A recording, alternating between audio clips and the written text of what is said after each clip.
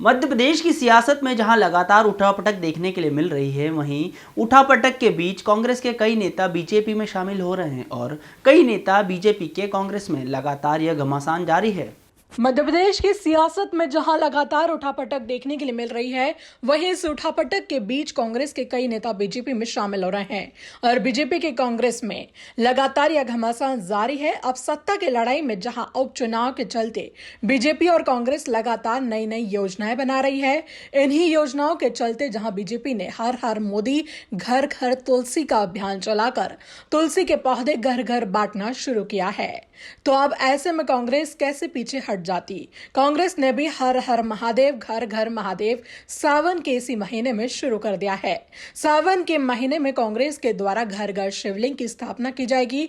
हर हर महादेव घर घर महादेव सावेर विधानसभा क्षेत्र में आगामी सोमवार से शिव अनुष्ठान महोत्सव कांग्रेस के द्वारा चलाया जाएगा, जिसमें चलते विधानसभा क्षेत्र के प्रत्येक गांव में भगवान शिव की आराधना का महोत्सव बनाया जाएगा।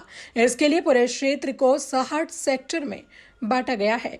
शनिवार को आयोजित प्रेस कॉन्फ्रेंस में पूर्व सांसद और कांग्रेस नेता प्रेमचंद गुड्डू ने बताया कि फिलहाल कोरोना वायरस के चलते मंदिरों के द्वार बंद है। ऐसे में श्रद्धालु भगवान शिव की पूजा नहीं कर पा रहे हैं, जिसके चलते कांग्रेस सावेर विधानसभा क्षेत्र में शिव अनुष्ठान महोत्सव शुरू करने जा रही है, जिसके लिए पूरे क्षेत्र को 60 सेक्टर में बांटा गया है। जो नागरिक अपने घर पर शिवलिंग की स्थापना कर पूजा करना चाहता है, उसके लिए पंजीयन शुरू कर दिया गया है। अब तक 65,000 पंजीयन हो चुके हैं और यह सिलसिला अब भी जारी है। इन नागरिकों का पंजीयन हुआ है, उन्हें शिवलिंग, पूजा की थाली, पूजन सामग्री दी जाएगी ताकि वह अपने घरों में ही रहकर पूजा कर सके। पैसा तो चल ही रहा है इन लोगों का। आपने राजस्थान के अंदर देखा कि जिस तरीके से राजेश पायलट तरीके जो बहुत कम उम्र से, अभी राजनीतिक उम्र भी बहुत कम है, सचिन पायलट जी जो उम्र उनकी बहुत कम है, लेकिन अति उत्साह में, अति महत्वाकांक्षा में ये लोग चले गए। उसके लिए मैंने अभी बताया कि नेपाल की विधायक गई थी, उनका आप लोगों ने कवरेज किया है। उनका प्रतिनिधि जो था नकली नोटों में पकड़ाया था। ऐसा लगता है कि प्रशासन का भी दबाव उस पर था, इस वजह से ये व्यक्तिगत कारणों से गए हैं। चुनाव यदि आगे बढ़ते हैं तो इसकी कोई शिकायत आप लोग करेंगे? नहीं, कोई लगने से पहले वो सब कर देगा। ये तो सरकार है, काम करे। हम चाहते हैं कि इसके पहले जितने ज़्यादा काम हो जाएं लोगों के तो बहुत अच्छा है। और इतने सालों में ये नहीं गए, चौपाल नहीं लगाई इनको। जो काम था चौपाल लगा के लोगों का निराकरण करना, इनने नहीं किया है। तो हम चाहते हैं कि ये काय की शिकायत करें, क्यों शिकायत करें, हम करें लोगों का निराकरण। उससे ये बात समझ में आएगी इतने सालों में चौपाल लगाने की इनकी आवश्यकता पड़ रही है कि ये कितने निष्क्रिय थे, कितने मंत्री बन के कितने मदमस्त हो गए थे कि जो गाँव में ही नहीं गए, पलट के नहीं गए। अब चौराहे पे चौपाल लगाना पड़ रही है। हम अभी शिकायत क्यों करेंगे? करें ये काम, जितना है जनता का पैसा है, जनता के पास जाए। इतने सालों में इन लोगों ने काम नहीं किया, वो काम कर रहे हैं तो बहुत अच्छी बात। करने से लगातार जैसी भी स्थिति बनती है उसके लिए हम फेस करने को तैयार हैं। और हमको यदि और समय मिल गया तो हम इनको पूरी तरीके से एक्सपोज करेंगे। और समय मिला तो हम पूरी तरीके से मैदान में जाके और अच्छी तैयारी करेंगे। संभावना बढ़ा सकते हैं चुनाव आगे तो?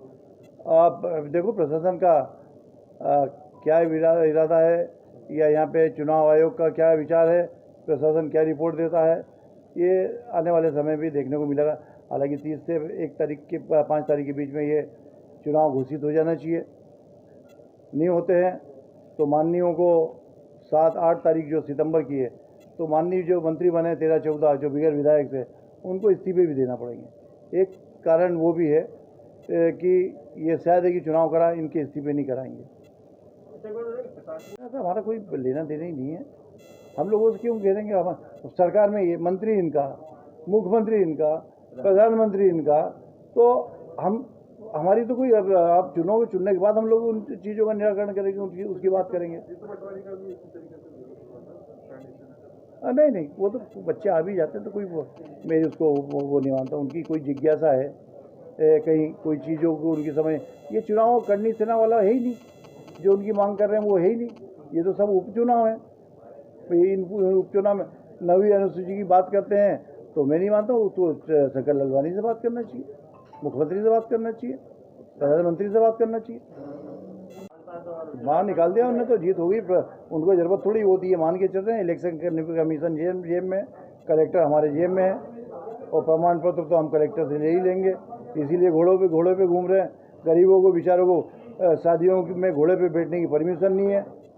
जिस तरीके से प्रशासन का दुरुपयोग हो रहा है, आज छोटी छोटी बातों पे हमारे विधायक जाते हैं, माननीय विधायक, तो उन पर मुकदमे दर्ज किए जाते हैं। एक दो दिन के अंदर 3 मुकदमे दर्ज हो गए। लेकिन ये सरेआम जो नग्गा नाच प्रशासन का और भारतीय जनता पार्टी का हो रहा है, जनता उन्हें खूब अच्छी तरीके से सबक सिखाएगी। इस तरीके से लोग समझते नहीं है क्या, हमको शादी की परमिशन नहीं मिल रही है, 5 लोगों 10 लोगों से ज़्यादा की परमिशन नहीं है, हमें घोड़े पे भी बैठने की परमिशन नहीं है। लेकिन ये प्रशासन से मैं मांग करता हूँ, ईमानदारी पूर्वक यदि वो कार्रवाई करते हैं तो इन पर भी मुकदमा दर्ज होना चाहिए। और इस तरीके सोशल डिस्टेंसिंग से लेके तमाम सारे 144 से लेके ये सब प्रकरण इन पर दर्ज होना चाहिए। कांग्रेस पूरी तरीके से नीचे से लेके ऊपर तक कार्यकर्ताओं नेता मैदान में है। और जिस तरीके से तुलसी सिलावट जी ने जनता की पीठ में छुरा भोंकने का काम किया है, वो जन जन तक पहुंच गया है और पहुंचाया जा रहा है कि जो विश्वास 5 साल के लिए उनको कांग्रेस पार्टी के प्रति लोगों ने वोट दिया था, कांग्रेस के लिए वोट दिया था, वो अपना वोट बेच के वापस चुनाव में आए हैं। जनता पूरी तरीके से नाराज़ है और कांग्रेस पार्टी ने ये बात नीचे तक पहुंचाई है और बहुत ज़्यादा नाराज़गी है।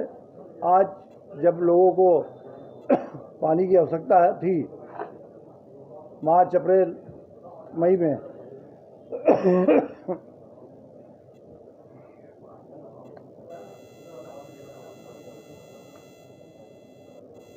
पानी की आवश्यकता मार्च अप्रैल मई में थी, उस टाइम पे ट्यूबवेल नहीं हुए।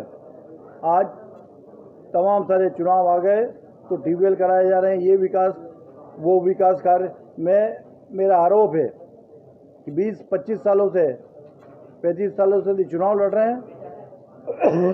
20 साल तुलसी सिलावट यहाँ पे विधायक रहे, उनके साथ घूम रहे राजेश सोनकर जी, वो भी विधायक रहे। इन 25 सालों में यहाँ की जनता का जरा सा भी उनको ख्याल नहीं है। उनको कीचड़ हो रहा है, पानी की ज़रूरत है, बिजली की ज़रूरत है, डीपीओ की ज़रूरत है। आज जब चुनाव आए हैं तो इन सब चीज़ों को खजाना खोल दिया। मैं स्वागत करता हूँ, लेकिन जनता के समझ में ये बात आ रही है, जब हम लोग तकलीफ उठा रहे थे, जब कोरोना आ रहा था, ये स्वास्थ्य मंत्री थे, स्वास्थ्य मंत्री के रहते हुए ये रिसोर्ट बेंगलोर की रिसोर्टों में अय्याशी कर रहे थे, स्विमिंग पूल में तैर रहे थे, जब जनता का ख्याल नहीं था। इसके लिए जनता उन्हें सबक सिखाएगी। नर्मदा कौन लेकर आया है, कांग्रेस लेके आई है?